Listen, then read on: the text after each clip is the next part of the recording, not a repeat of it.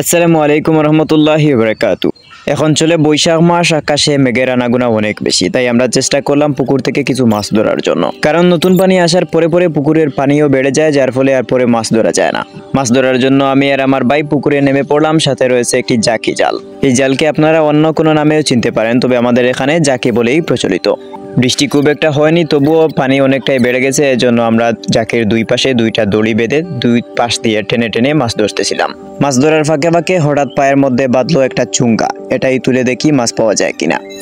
স্বাভাবিকভাবে চুঙ্গাগুলো কয়েকদিন পর পর তুললো, এটাতে শিং মাছ এবং ট্যাংরা মাছ পাওয়া যায়। তবে আজকে এটাতে তেমন কিছুই পাওয়া যায়নি। কিন্তু এখানেই শেষ নয়, এরকম আরো অনেকগুলো চুঙ্গা রয়েছে, সবগুলো একে একে করে তুলবো। আমরা জাকি দিয়ে আবারও টান দিচ্ছি। মধ্যখানে জাকি এবং দুই পাশে আমরা দুইজনে সুতা দিয়ে টানা দিচ্ছি, পুকুরের এক পাশ থেকে অপর পাশ পর্যন্ত। আবার হঠাৎ পায়ের মধ্যে বাঁধলো একটা চুঙ্গা। তুলে দেখা গেল এটাতে ট্যাংরা এবং আরো কিছু মাছ রয়েছে। মাছগুলো রেখে আমরা আবারও জাকি নিয়ে পানিতে নেমে পড়লাম। এবার জালে কিরকম মাছ আসে তা দেখার জন্যই অপেক্ষা।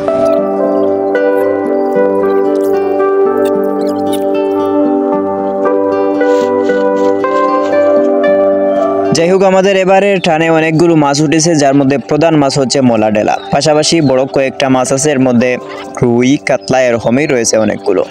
এর মধ্যে কিছু মাছ রাখতেছিলাম এবং বাকিগুলোকে আবারও পুকুরে ছেড়ে দিব।